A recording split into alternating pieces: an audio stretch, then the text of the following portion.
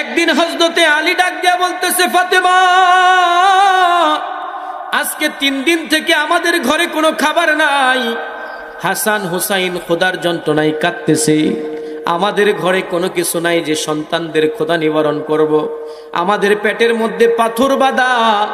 নবীজি সাল্লাল্লাহু আলাইহি ওয়াসাল্লামের কাছে গিয়ে আমি দেখছি যে নবীর দরবারে 6টা ছাগল আসছে, হাদিয়ার ছাগল। যাও যাও যাও, নবীকে গিয়া বলো নবী যেন একটা ছাগল আমাদেরকে দিয়া দেয়। হযরতে ফাতেমা রাত্রির বেলা দৌড়াইয়া নবীজির ঘরে গেছে। নবীজির দরজার সামনে গিয়ে আস্তে করে একটা টুকা দিছে। নবীজি শুয়া অবস্থায় ছিলেন। নবীজি সাল্লাল্লাহু আলাইহি ওয়াসাল্লাম ঘরের দরজায় একটা টুকা শোনার সাথে সাথে লাফ দিয়া উঠছে। নবীজির কাঁধের উপরে একটা রুমাল ছিল, রুমালটা পড়ে গেছে।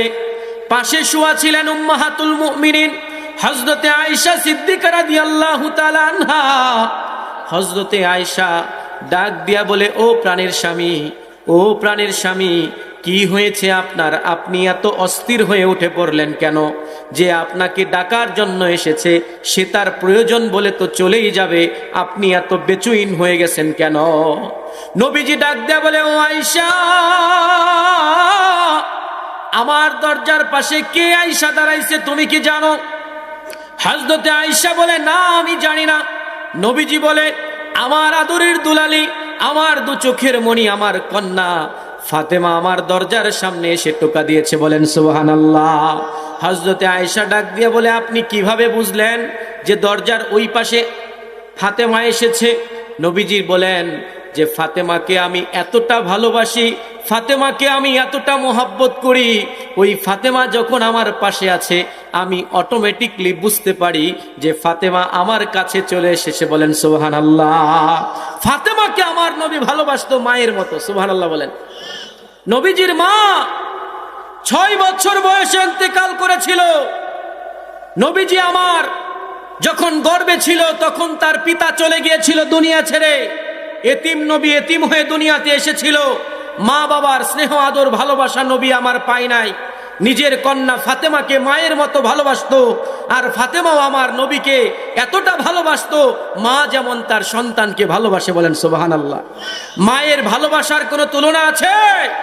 আরে যার মা নাই সে জানে মা হারানোর ব্যথা, মা হারানোর কষ্ট কতটা যন্ত্রণার কথা। বলেন ঠিক কিনা? মা তোর মতো কেউ ভালোবাসে না, মা তোর মতো কেউ ভালোবাসে না। কোথায় আছি, কেমন আছি, সে খবর কেউ তো রাখে না। মা তোর মতো কেউ ভালোবাসে না। কথা বলেন ঠিক কিনা? কভু আমি না খেলে মা কষ্ট পেতি তুই, এখন আমি মাঝে মাঝে না খেয়েই শুয়ে রই। কভু আমি না খেলে মা কষ্ট পেতি তুই, এখন আমি মাঝে মাঝে না খেয়েই শুয়ে রই। আমার খিদে পেলেও মুখ ফুটে আর বলতে যে কাউকে পারি না। মা তোর মতো কেউ ভালোবাসে না। কথা বলেন ঠিক কিনা? ক্ষুধা লাগলে মার কাছে গিয়া বলতে হয় নাই, মুখ দেখলেই মা বুঝছে যে আমার বাবার, আমার সন্তানের ক্ষুধা লাগছে। কথা বলেন ঠিক কিনা? কিন্তু ক্ষুধা যখন পেটে লাগে, মা যখন কবরে চলে গেছে, তখন এই মুখ দেখে মনের ভাষা কেউ বুঝে না। মনের দুঃখগুলো, বেদনাগুলো মা ছাড়া কেউ বোঝে না। আমার নবী তার মা হারিয়েছিল, পিতা হারিয়েছিল। আমার নবী তার সন্তান ফাতেমাকে মায়ের মতো ভালোবাসতো। সন্তান ফাতেমা আমার নবীকে নিজের সন্তানের মতো ভালোবাসতো। বলেন সুবহানাল্লাহ। হযরতে ফাতেমা নবীজির দরবারে গেছে, গিয়া ডাক দিয়া বলতেছে, বাবা, আজকে 3 দিন থেকে আমাদের ঘরে কোনো খাবার নাই। আজকে 3 দিন থেকে আমরা উপবাস। আপনার দরবারে নাকি ছাগল আসছে, একটা ছাগল দেন। নবীজি ডাক দেয়া বলে, ফাতেমা, আমার কাছে 6টা ছাগল আসছে। একটা ছাগল যদি আমি তোমাকে দিয়া দেই তাহলে এই ছাগলটা খাওয়ার পরে পরের দিন আবার আসবা, বলবা যে আরেকটা ছাগল দেন। ও ফাতেমা, আমি তোমাকে ছাগল দিতে চাই না, আমি তোমাকে দুনিয়া দিতে চাই না, আমি তোমাকে দুনিয়া আর আখেরাত দিতে চাই। তুমি কি দুনিয়া নিবা নাকি দুনিয়া আর আখেরাত নিবা?